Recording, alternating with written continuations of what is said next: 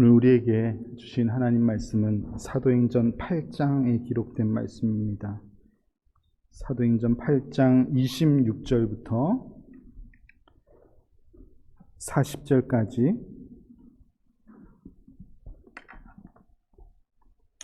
사도행전 8장 26절부터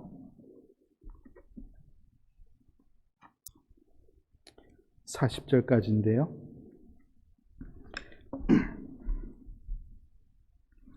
좀 길지만 우리 같이 읽겠습니다. 함께 읽겠습니다. 주의 사자가 빌립에게 말하여 이르되 일어나서 남쪽을 향하여 예루살렘에서 가사로 내려가는 길까지 가라 하니 그 길은 광야라. 일어나 가서 보니 에디오피아 사람 곧 에디오피아 여왕 간다게의 모든 국고를 맡은 관리인 네시가 예배하러 예루살렘에 왔다가 돌아가는데 수레를 타고 선지자 이사야의 글을 읽더라. 성령이 빌립더러 이르시되 이 수레로 가까이 나아가라 하시거늘 빌립이 달려가서 선지자 이사야의 글을 읽는 것을 듣고 말하되 읽는 것을 깨닫느냐 대답하되 지도해주는 사람이 없으니 어찌 깨달을 수 있느냐 하고 빌립을 청하여 수레에 올라 같이 앉으라 하니 읽는 성경 구절은 이것이니 일러스되 그가 2살짜에게로 가는 양과 같이 끌려갔고 털 깎는 자 앞에 있는 어린 양이 조용함같이 그의 입을 열지 아니하였도다. 그가 굴욕을 당했을 때 공정한 재판도 받지 못하였으니 누가 그의 세대를 말하리요 그의 생명이 땅에서 빼앗김이로다 하였거늘 그 네시가 빌립에게 말하되 청컨대 내가 묻노니 선지자가 이 말한 것이 누구를 가리킴이냐 자기를 가리킴이냐 타인을 가리킴이냐. 빌립이 입을 열어 이 글에서 시작하여 예수를 가리켜 복음을 전하니 길 가다가 물 있는 곳에 이르러 그 네시가 말하되 보라 물이 있으니 내가 세례를 받음에 무슨 거리낌이 있느냐. 이에 명하여 수레를 멈추고 빌립과 네시가 둘 다 물에 내려가 빌립이 세례를 베풀고 둘이 물에서 올라올새 주의 영이 빌립을 이끌어 간지라. 네시는 기쁘게 길을 가므로 그를 다시 보지 못하니라. 빌립은 아수도에 나타나 여러 성을 지나다니며 복음을 전하고 가이사랴에 이르니라. 아멘. 사도행전은 교회라는 그리스도인들의 공동체에 성령 하나님께서 함께 하심으로써 그 교회를 이루고 있는 사람들을 통해서 하나님의 뜻과 계획을 이루시는 그 상황을 기록한 성경책입니다. 그래서 사도행전에 등장하는 많은 인물들, 특별히 예수님의 제자로 활동했던 그리고 사도가 된 이 사도들 외에도 초대교회를 세우는데 쓰임받았던 많은 인물들이 성령 하나님께서 사용하신 그런 사람들이라고 분명히 믿습니다. 그래서 저는 성령의 사람들이라는 주제의 말씀을 통해서 그런 인물들을 살펴보기를 원하는데, 지난주에는 성령의 사람은 착한 사람이다 이런 주제로 이 바나바라는 인물에 관해서 말씀을 나누었는데요. 오늘은 사도행전 8장에 기록된 한 인물을 살펴봅니다. 성경은 그를 에디오피아 네시 그렇게 기록하고 있습니다. 오늘 본문을 보면은 이 초대교회에 세움받은 빌립 집사에게 주의 사자께서 하나님의 영이 말씀하심으로써 너 여기를 떠나서 가사 지역으로 가서 사람을 만나라 그렇게 명령하시는 내용이 나옵니다. 가사는 우리가 가자지구라고 표현하는 그 팔레스틴 지역이죠. 그래서 성경에도 보면 그 광야로 떠나게 되었다 그렇게 말씀하고 있습니다. 그곳에 한 사람을 만나게 하시려고 하나님께서는 이 빌립을 보냈는데요.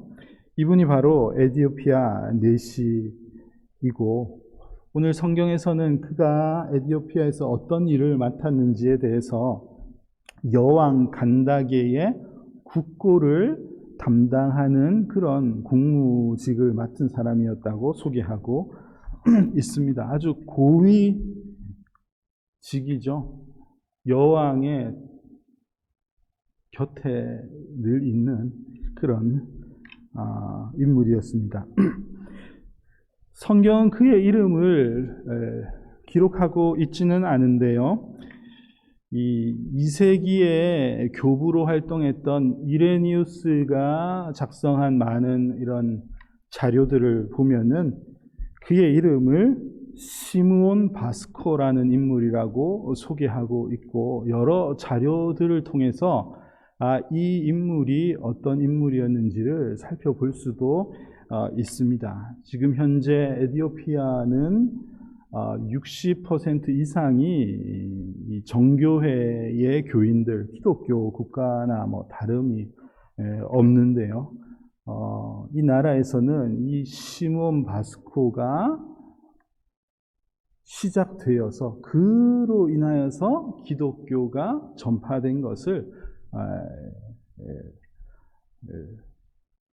가르치고 이렇게 전하고 있습니다. 오늘 그 이제 시초적인 이야기죠. 그가 어떻게 복음을 가지게 되었는지에 대한 내용이 성경에 기록이 되어 있는 것입니다. 이 내용을 보니까 이 사람이요, 예루살렘에 예배를 하러 왔다가 자기 나라로 돌아가는 그 길에 있었습니다.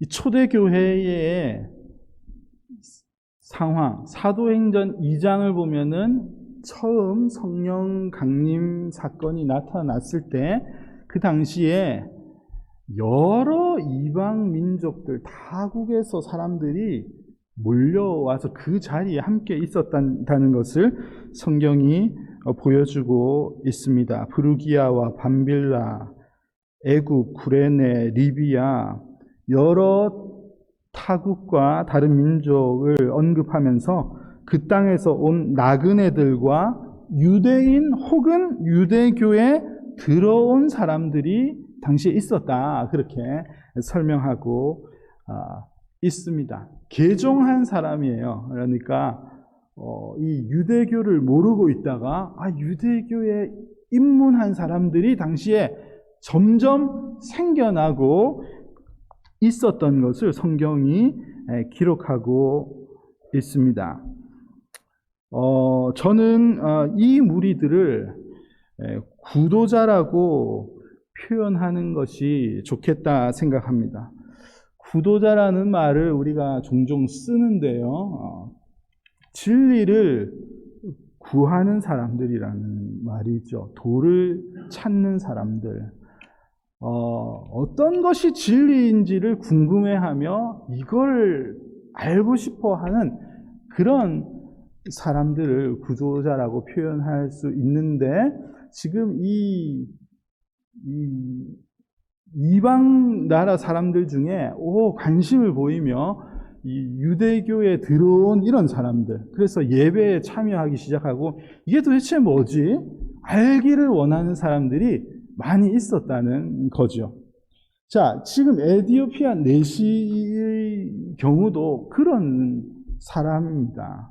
그래서 이 자기 나라에서 그 먼 길을 떠나서 예루살렘의 예배에 참여하고 돌아가는 그런 길이었을 것입니다. 굉장히 알기를 원하는 열심이 있는 것이죠.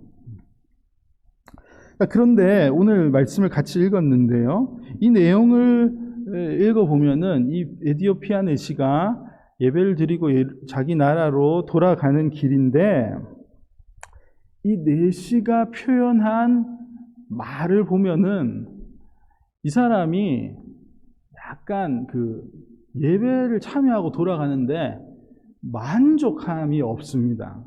기분이 썩 별로 좋지가 않아요. 뭘 어디를 가서 이렇게 멀리까지 가서 참여를 했는데 충분히 기쁨이 없는 거예요. 없는 거죠. 그래서 이 수레를 타고 가면서 이사야 선지자의 말씀을 막 소리내서 읽고 있는 광경이죠.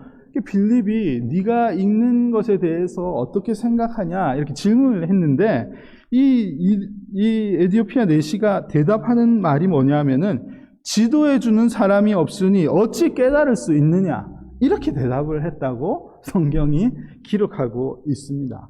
여러분 뭐 좀 느낌이 어떻습니까? 이 에디오피아 내시가 이 고위 관직자이고 한데 이 사람이 지금 읽는 거에 대해서 어떻게 생각하세요? 이렇게 질문을 하면은 뭐 웬만해서는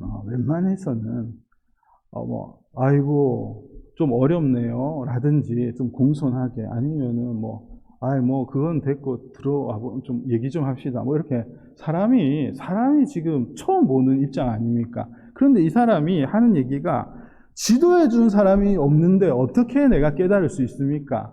이 말 자체가요. 이 말 자체가 굉장히 지금 마음이 불편하고 표현하자면 짜증이 나 있는 것 같지 않습니까? 제가 오해한 겁니까? 제가 보기에는 그래요. 이 사람의 상태가 지금 굉장히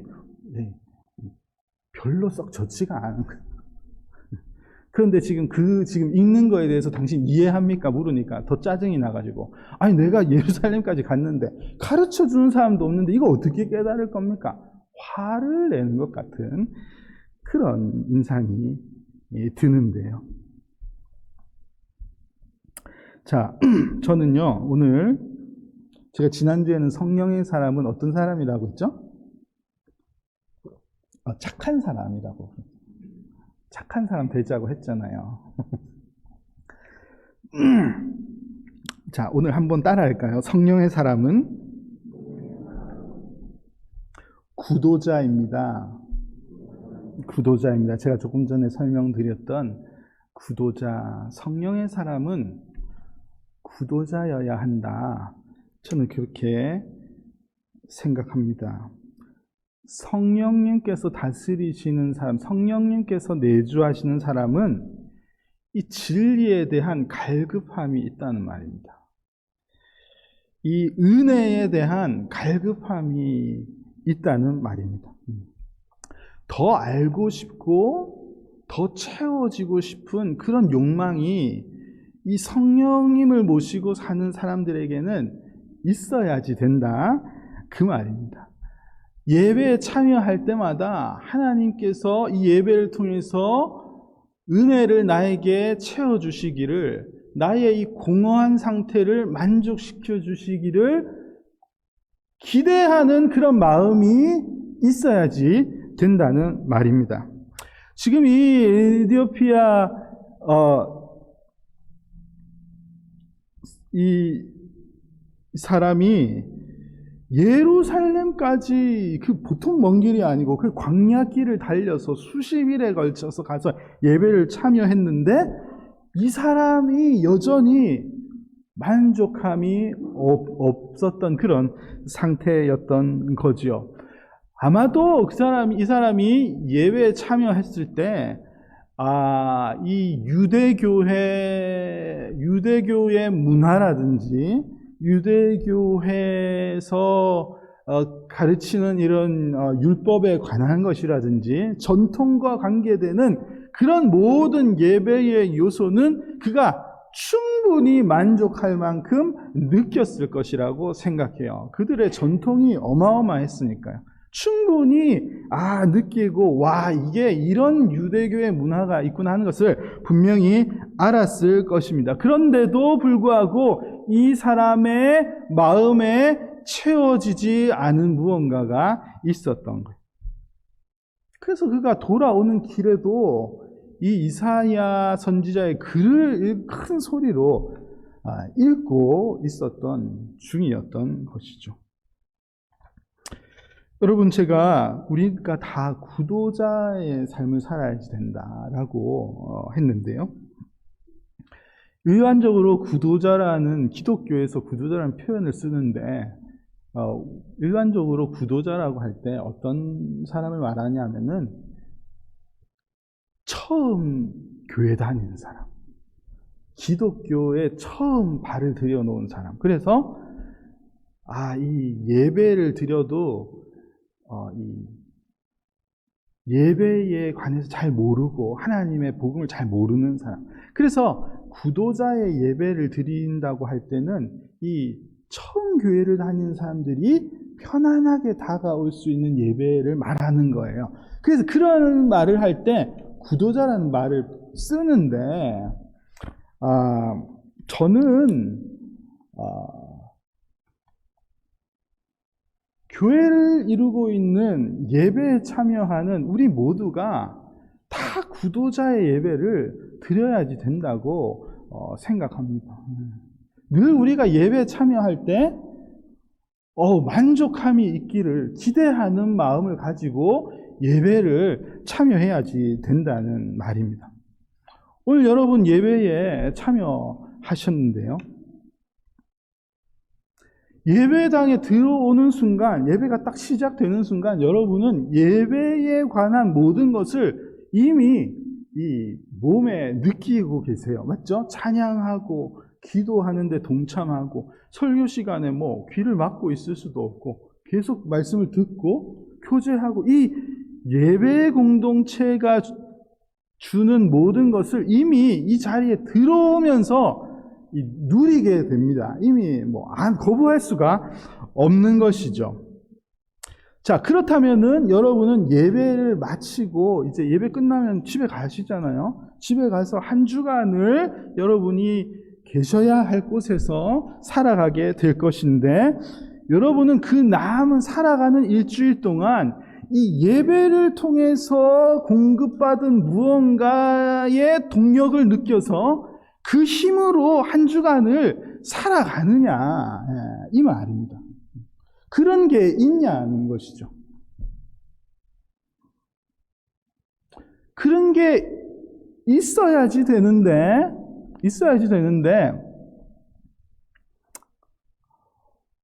그런 게 없는 상황에서 그냥 아무렇지 않게 사는 것은 더 이상하다는 말입니다. 더 이상하죠. 그러니까 우리에게 뭐가 필요하냐 하면은 지금 이디오피아 내시의 이런 반응이 우리에게 필요하다는 말이에요. 제가 하고 싶은 말. 이 예배에 참여하고 돌아갈 때 그냥 이 예배의 분위기 때문에 내가 그냥 예배를 드렸다, 이건 말고 내가 예배에 참여했기 때문에 오늘 나에게 하나님께서 뭘 말씀하셨다는 그 은혜와 감격 때문에 내가 한 주일 살아가는데 변화가 있는가.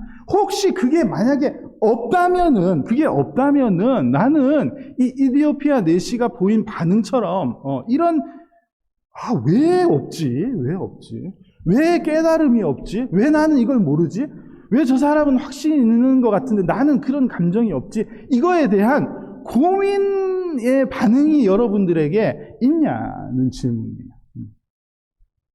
그냥 이게 없어도 있든지 없든지 한 주 사는 거 다 똑같고, 이게 아니라 나는 왜 이해가 되지 않는가? 왜 예배를 참여하지 않고의 하든 하지 않든 내 삶에 특별한 반응이 없는가? 여기에 대해 고민이 있어야지요.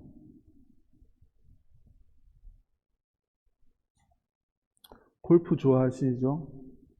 몇 타만 적게 나와도 왜 몇 타가 적게 나왔는지에 대해 엄청 고민하시대요. 뭐가 잘못된 거지? 뭐가 틀렸지? 엄청 고민. 연구하시는 분들, 평소에 결과와 다른 실험 결과가 나오면 왜 이런 결과가 나오지? 왜 기대한 것과 다르지? 고민하지 않습니까? 왜 신앙생활에 대해서는 이런 고민과 반응이 이 반응이 없냐, 이 말입니다. 여러분, 구도자의 예배가 사라지는 것이 이 시대의 교회의 어떤 현상인 것 같아요. 기계적으로 그냥 예배하고 가는 겁니다. 습관처럼. 반면에 이 에디오피아 내시는 진리에 관해 굉장히 진지한 사람이었던 것 같아요. 굉장히 심각하죠. 알고 싶고 찾고 싶고 확신하고 싶은 마음이 그에게 있었던 것 같습니다. 여러분, 신앙생활을 하면서 이 믿음에 관해서, 진리에 관해서 진지해지는 여러분들이 되시면 좋겠습니다. 심각하게 고민하고, 이 믿음이라는 것이 그냥 잠시 동안의 만족함을 주거나 아니거나에 관한 문제라면 뭐 딱히 그렇게 고민할 필요가 없죠. 그런데 이것은 영원한 것과 관계가 되는 것이기 때문에 심각하게 고민하고 심각하게 반응하는 것이 맞습니다. 여러분, 얼마나 그런 고민의 시간이 있으셨습니까? 제가 여러분들 같은 청년 시절을 좀 이렇게 설교를 준비하면서 기억을 해봤는데요. 저도 그런 청년 시절에 이 고민이 많았습니다. 공부하고 일하고 이 사는 것에 대한 고민도 있었지만 그것보다 더 큰 고민이 이 진리에 관한 고민.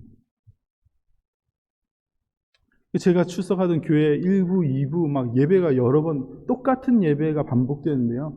제가 이 진리에 대해서 모르니까 갑갑해서 똑같은 예배를 계속 반복해서 참여를 했습니다. 알아야지. 일하고 공부한 이후에도 밤이 되면은 예배당에 와서 엎드렸어요. 모르니까. 모르는데 뭘 하고 있는 건가 싶어서. 모르면 알아야 되는 거 아닙니까? 여러분, 이사야서 55장의 고백입니다. 너희는 여호와를 만날만 할 때 찾으라. 가까이 계실 때에 그를 부르라. 여러분, 하나님을 만날만 할 때에는 여러분 찾으셔야 돼요. 만날만 한 때가 나중이라고 생각하세요? 저는 지금이라고 생각합니다. 지금 같은 때가 어디 있나요? 여러분, 성령님께서 적극적으로 역사하시며 만나주시기를 기대하고 계신 그 하나님께 간구하시는 여러분들이 다 되시기를 바랍니다. 야고보서 1장의 말씀인데요. 너희 중에 누구든지 지혜가 부족하거든 모든 사람에게 후히 주시고 꾸짖지 아니하신 하나님께 구하라. 그리하면 주시라. 그럼 여기에서 지혜가 뭐겠습니까? 지식을 말하는 겁니까? 아니죠. 하나님을 깨닫지 못하겠거든. 진리가 무엇인지 이해가 되지 않겠거든. 하나님은 그거 모른다고 꾸짖지 아니하신다. 꾸짖지 아니하시니까 구해라. 그렇게 말씀하고 있습니다. 이 갈급한 에디오피아 내시를 아시는 하나님께서 이 빌립 집사를 보내신 것이죠. 그를 만나게 하셨습니다. 이 무슨 말씀을 읽었느냐를 성경에서 기록하고 있는데 이사야서 53장에 기록된 말씀입니다. 이사야서 53장은 대표적인 메시아를 증거하는 그 말씀을 이분이 그 수레 위에서 읽고 있었던 거예요. 이걸 읽으면서 도대체 이 이사야 선지자가 말한 그 인물, 여기서 고난을 받는다고 하고 도살장에 끌려가는 양 같다고 말하는 거, 그리고 불의한 재판을 받게 된다는 이 인물이 도대체 누구를 말하는 거냐, 누구를 가리킴이냐, 자기를 가리킴이냐, 타인을 가리킴이냐, 너무 궁금하다, 모르겠다, 그렇게 말하는데요. 빌립 집사가 이 말을 듣고는 그가 누구를 말하는 것인지, 그분이 누구이신지를 이 본문부터 시작해서 예수 그리스도가 바로 그 메시아이심을 가르쳐줬다, 증거했다, 그렇게 성경이 알려주고 있습니다. 그분이 예수님이군요. 이 성경이 증거하시는 그분이 예수님을 말씀하시는 것이군요. 이것을 깨달은 이 내시가 주저할 것이 없었습니다. 그래서 가는 길에 물이 있는 곳에서 멈추어 서서 내가 세례를 받는 것에 거리낌이 없다. 그 메시아께서 가르쳐 주시고 하라고 하신 세례를 내가 받겠습니다. 그 장면을 기록하고 있고요. 성경은 세례를 받은 후의 장면을 39절에서 이렇게 기록합니다. 둘이 물에서 올라올새 주의 영이 빌립을 이끌어 간지라. 빌립은 이제 가게 되었고요. 내시는 기쁘게 길을 가므로 그를 다시 보지 못하니라. 성령님이 빌립을 데려가시고 안 데려가시고 별로 저는 궁금하지 않고, 이 말씀에서 너무 좋은 것은 그의 마음이 기쁘게 변한 것입니다.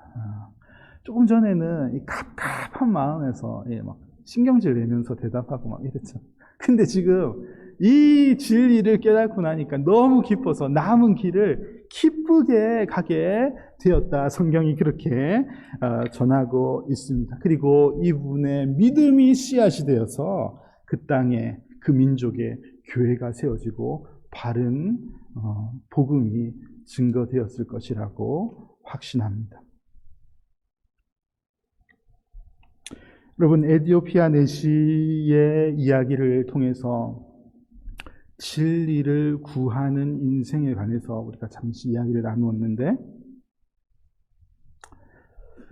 예수님께서 이 땅에 오셔서 복음을 전하실 때 마치 이 에디오피아 내시만큼이나 갈급함이 있었던 한 여인을 만나신 사건이 요한복음 4장에 기록되어 있습니다. 이 여자의 내면과 외면의 상태가 얼마나 갈급한 상태였는지를 잘 알려주시는 내용이, 그 여인이 이 뜨거운 한낮에 혼자 물을 기르러 나온 여인이었다는 것을 통해서 이 여인이 얼마나 지금 심각한 마음에 그리고 삶의 문제를 가지고 있었던 것인지를 짐작할 수 있는데요. 예수님께서 이 여인을 만나셔서 이 여인에게 진짜 필요한 것이 무엇인지를 가르쳐 주시지요. 내가 주는 물을 마시는 자는 영원히 목마르지 아니하리니 내가 주는 물은 그 속에서 영생하도록 솟아나는 샘물이 되리라. 진짜 너에게 필요한, 너의 갈급함을 채울 수 있는 생명의 물은 다른 데 있지 않다. 분명하게 가르쳐 주십니다. 이 갈급함이 간절했던 이 여인이 이 말씀을 듣고는 이 기회를 놓치지 않았습니다. 15절을 보니까 주여 그런 물을 내게 주사 목마르지도 않고 또 여기 물 기르러 오지도 않게 하옵소서. 더 이상 내가 이 갈급하다는 이 인생의 문제 때문에 시달리지 않도록 주님, 내가 그 물을 마시기를 원합니다. 그렇게 반응하는 이 여인의 모습을 기록하고 있습니다. 여러분, 이 예수님과 이 사마리아 여인의 대화의 어떤 주제를 갈급함이다라고 만약에 표현을 한다면요, 예수님은 이 인생의 갈급함에 대한 주제를 이 여인과 대화하는 중에 예배라는 주제로 변환시키십니다. 이 대화의 끝을 가보면. 예수님께서 이 갈급함에 대해서 이야기를 하시다가 결국 이 갈급함이 해소될 수 있는 인생의 방법이 예배를 통해서 가능하게 된 것을 예수님께서 말씀을 이어가시는 것이죠. 여러분, 이 사람들이 예배에 대해서 모르는 것이 아닙니다. 그 시대의 사람들이 모여서, 회당에 모여서 그들이 드리던 그 형식을 따라서 예배, 그 무엇보다도 예배에 집중했던 사람들이라고 볼 수 있는데요.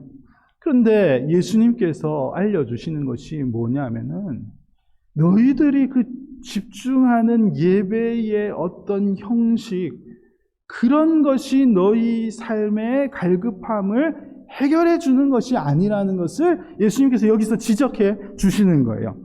이 산에서 예배해야 되는가, 예루살렘에서 예배해야 되는가, 너희들은 어디에서 예배를 해야지 인생의 문제가 해결되는지에 대해서 계속 싸우고 있는데 그걸로는 결론이 나는 것이 아니야. 예수님께서 그걸 가르쳐 주십니다. 여자여 내 말을 믿으라. 이 산에서도 말고 예루살렘에서도 말고 너희가 아버지께 예배할 때가 이르리라. 너희의 예배의 핵심은 자꾸 여기이냐 저기이냐, 그것이 내 삶의 모든 것을 해결해 준다고 생각하지만 그게 아니라 예배의 핵심은 아버지께 예배를 하느냐, 누구에게 예배를 하느냐, 예배를 통해서 누구를 대면하느냐, 여기에 대한 것이다. 이거에 확실하게 해결이 되어야지 인생의 갈급함이 해결되는 건 아니냐. 예수님께서 이것을 가르쳐 주시는 것입니다. 여러분, 구도자라는 것은요, 하나님을 구하는 사람, 진리를 구하는 사람입니다. 여러분, 구약 성경에 표현 많이 되어 있는 것처럼 하나님의 얼굴, 주의 얼굴을 구하는 자, 구도자이죠. 여러분, 우리 모두가 구도자의 예배를 드리는 사람들이 되어야지 되겠습니다. 오늘 교회에 나오셨는데요, 예배를 드리고 우리는 또 각자 집으로 돌아가게 될 것이죠. 나는 예배를 통해서 오늘 하나님을 만났는가? 말씀 가운데 드러내시는 그 영광스러운 하나님의 얼굴을 내가 대면했는가? 아니면 아무것도 없이 돌아갔는가? 여러분, 심각하게 우리가 이런 부분을 점검할 수 있고, 또 나에게 여전히 갈급함이 있다면 이 문제에 대해서 하나님의 얼굴을 구하며 하나님의 은혜를 구하며 예배에 참여할 때마다 하나님, 오늘 예배를 통해서 하나님의 영광스러운 모습을 대면할 수 있기를 원합니다. 각오를 다지고 결심을 하고 기대하는 마음으로 그렇게 예배에 참여하시는 우리 성도님들이 다 되시기를 간절히 소망합니다. 이 더운 날씨, 이렇게 더운 날씨, 왜 이렇게 덥습니까? 이렇게 더운데 시원한 데 계시지 않고 예배에 오셨어요. 내일 또 휴일이라면서요. 이 놀러가기 좋은 이때에 여러분들이 예배에 나오셨는데, 여러분, 하나님께서 나를 왜 여기에 부르셨는지, 오늘 하나님께서는 어떤 영광스러운 모습을 말씀을 통해서 나에게 드러내시는지, 그거 기대하면서 만나고 돌아가야 되지 않겠습니까? 예수님께서 이 여인과 대화하시던 중에 마지막에 23절에서 이렇게 말씀하십니다. 아버지께 참되게 예배하는 자들은 영과 진리로 예배할 때가 오내니 곧 이때라. 아버지께서는 자기에게 이렇게 예배하는 자들을 찾으시느니라.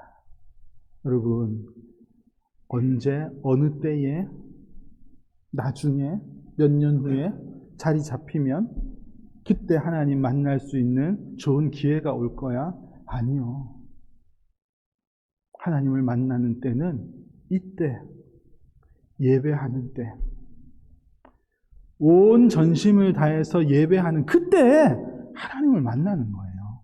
어디서 어떻게 하나님을 만날 것입니까? 하나님께서도 그 은혜를 부어주시기 위해서 그렇게 예배하는 자를 찾고 계시다고 말씀하시잖아요. 꽁꽁 숨기고 계시는 분이 아니세요.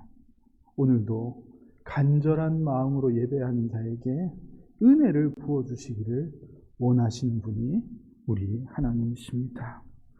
여러분, 하나님의 얼굴을 구하는 그런 예배자가 되시기를 바랍니다. 항상 예배 찬양할 때마다, 예배의 자리에 들어갈 때마다 간구하고 기도하고 결심하고 예배에 나오시기를 바랍니다.